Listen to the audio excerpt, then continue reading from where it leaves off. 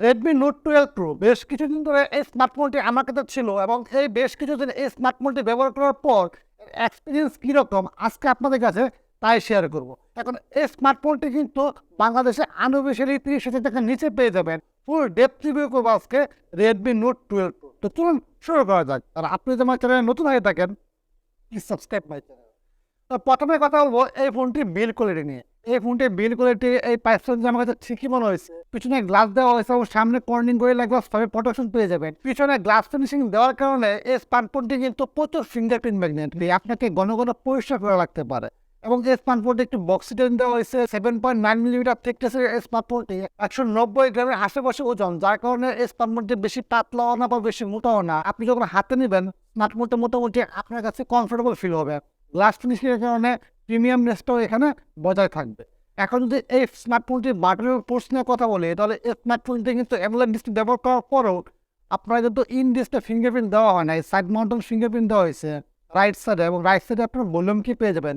নিচের দিকে আপনার সিম কার্ডে USB type C charger port, primary mic এবং স্পিকার গিল পেয়ে যাবেন। এবং উপরের দিকে 3.5 millimetre audio jack, speaker grill, noise cancellation mic পেয়ে যাবেন। মানে সব কিছু দেওয়া হয়েছে এই স্মার্টফোনটিতে। শুধু একটা জিনিস কমতে, যেহেতু অ্যামোলেড ডিসপ্লে সেহেতু এখানে একটি ইন ডিসপ্লে ফিঙ্গারপ্রিন্ট দেওয়া উচিত ছিল।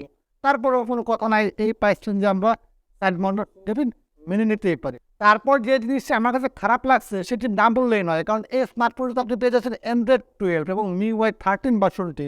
কিন্তু এই পাইছেন যে 2023 সালের এই ফেব্রুয়ারি মাসে এসে MIUI 13 এবং Android ভার্সন 12 আমার কাছে কেমন যেন একটু বেমানের মনে হয়। যদিও তারা বলছে 2টি মেজর অ্যান্ড্রয়েড আপডেট এবং 3 বছর সিকিউরিটি প্যাচ দিবে, কিন্তু তারপরও অবশ্যই এখানে Android 13 দেওয়া দরকার ছিল এবং MIUI 14 দিলে আরও বেশি ভালো হতো। ডিসপ্লে আমার কাছে এই পার্সেন্টে যথেষ্ট ভালো লেগেছে। যদি ইংলিশটা ফিঙ্গারপ্রিন্ট দেয় নাই, তারপরও এই ডিসপ্লেটি যথেষ্ট কালারফুল। যেহেতু এখানে অ্যামোলেড ডিসপ্লে ব্যবহার করা হয়েছে 6.67 ইঞ্চি অ্যামোলেড ডিসপ্লে, তাছাড়া এই ডিসপ্লেটি 120 Hz রিফ্রেশের। এখানে আপনি HDR10 প্লাস পেয়ে যাচ্ছেন, ডলবি এটমস পেয়ে যাচ্ছেন এবং ডুয়াল স্পিকার পেয়ে যাচ্ছেন। সুতরাং আমার কাছে মনে হয় আপনি স্পিকার এক্সপিরিয়েন্স বলেন, ডিসপ্লের যে এক্সপিরিয়েন্স বলেন, সব কিছু আপনাকে না ফাটাফাটি হওয়ার কথা। যেহেতু 900 নিটস পর্যন্ত ঠিক ব্রাইটনেস পেয়ে যাচ্ছেন, আউটডোর আপনি সুন্দরভাবে ব্যবহার করতে পারবেন। ডাইরেক্ট সানলাইটও গেলে তেমন কোনো সমস্যা হবে না। ডাইরেক্ট সানলাইটও আমার কাছে ভিজিবিলিটির কোনো প্রবলেম মনে হয় না।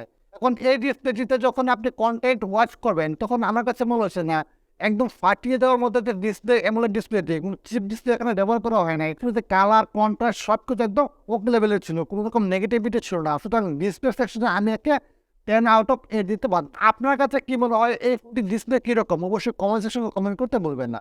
যেহেতু 120 Hz রিফ্রেশ, সুতরাং ডিসপ্লেতে তেমন কোনো ল্যাগ বা হিকআপে দেখা পাইনি আমি। তাও এখানে বলতে হয় যেহেতু MIUI 13 একটু হেভি ইউআই, তারপরও এই স্মার্টফোনটি কিন্তু এই MIUI 13কে খুব সুন্দরভাবে হ্যান্ডেল করতে পেরেছে। এখন আমরা কথা বলবো ক্যামেরায় নিয়ে।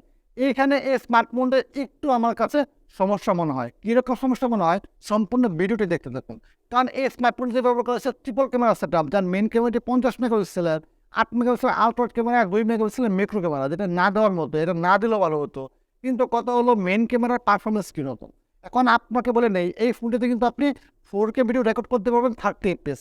এই ফোনটি ক্যামেরা কীরকম পারফর্ম করে, ছবি কীরকম তোলে। মেন ক্যামেরার ছবি যথেষ্ট ভালো লেগেছে আমার কাছে। নেচারের ছবি খুব সুন্দরভাবে তোলার চেষ্টা করে, কালার মোটামুটি অ্যাকুরেট রাখার চেষ্টা করে। কিন্তু এর কথা হলো পিছনে যদি সানলাইট থাকে বা পিছনে যদি খুব বেশি আলো থাকে, তাহলে কিন্তু হিউম্যান ফেসটা যেটা স্কিন টোন আছে সেটা কিন্তু একটা আজব করে ফেলে। পিছনে যে ব্যাকগ্রাউন্ড আছে প্রচুর পরিমাণ লাইট ক্যাপচার করে। সুতরাং আমার কাছে মাঝে মাঝে মনে হয় না এই স্মার্টফোনটি মাঝে মাঝে খুব সুন্দর ছবি তোলে, আর মাঝে মাঝে খুবই আজব আজব ছবি তোলে, যেটা এই পার্সেন্টে মেনে নেওয়া যাচ্ছে না। সফটওয়্যারের আপডেটের মাধ্যমে এটা কিন্তু ফিক্স করা সম্ভব। এখন যদি আল্ট্রাওয়াইড নিয়ে কথা বলে, তাহলে আল্ট্রাওয়াইডের এই ক্যামেরা ডে লাইট বা প্রপার লাইট কন্ডিশন থাকলে খুব সুন্দর ছবি তোলে, কিন্তু লাইট কন্ডিশন একটু ডাল হলে কিন্তু সফটনেসে দেখা যায়। এই আল্ট্রাওয়াইড ক্যামেরা আমার কাছে ডে লাইটের জন্য খুব ভালো লেগেছে। এখন যদি নাইট ফটোগ্রাফির কথা বলি, তাহলে আমার কাছে মনে হয়েছে মোটামুটি লাইট থাকলে তাহলে ছবি খুব ভালো তোলে, কিন্তু লাইটের কন্ডিশন যদি একটু কমে যায় তাহলে কিন্তু এই ক্যামেরাটি অনেক স্ট্রাগল করে। সেলফি ক্যামেরার কথা বললে, এই ক্যামেরাটি সেলফি ক্যামেরাতে খুব সুন্দরভাবে ছবি তুলতে পারে। এই জিনিসটা সুন্দর হয়, ক্যামেরা ব্লারও খুব ভালোভাবে মেনটেন করার চেষ্টা করে। ফোনটির সেলফি ক্যামেরা আমার কাছে খুব ভালো লেগেছে। এখন আপনার কাছে কি মনে হয় অবশ্যই কমেন্ট সেকশনে কমেন্ট করতে বলবেন। এই স্মার্টফোনটি কিন্তু ইউরো কালার যেটি আছে এটা কিন্তু বুস্ট করার চেষ্টা করে, প্রত্যেকটা ছবিতে আমি দেখেছি ইউরো কালারকে একটু বেশি বুস্ট করার চেষ্টা করছে এই স্মার্টফোনটি। এই স্মার্টফোনটি ব্যবহার করা হয়েছে মিডিয়াটেক ডায়মেনসিটি 1080 প্রসেসরটি, যেটি হলো যে 5G প্রসেসর এবং এটি হলো 6nm একটি প্রসেসর।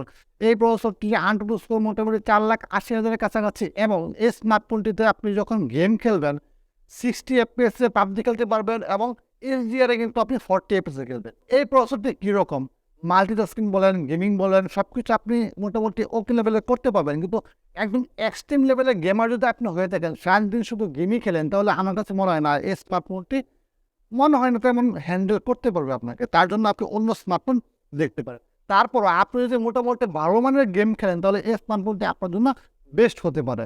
এখন এই স্মার্টফোনটি মাল্টিটাস্কিংও খুব সুন্দরভাবে হ্যান্ডেল করতে পারে। ব্যাকগ্রাউন্ডে অনেকগুলো অ্যাপস ব্যবহার করা যায় এবং 6GB র্যাম হওয়া সত্ত্বেও এই স্মার্টফোনটি কিন্তু খুব ভালোভাবে মাল্টিটাস্কিং হ্যান্ডেল করতে পারছিল এবং র্যাম টাইপ হলো এলপিডিতে ফ্লেক্স ভার্সন এবং 128GB স্টোরেজ, যেটা হলো ইউএফএস 2.2 ভার্সন। সুতরাং মোটামুটি ভালো মানের একটি ফাস্ট স্টোরেজও দেওয়া হয়েছে।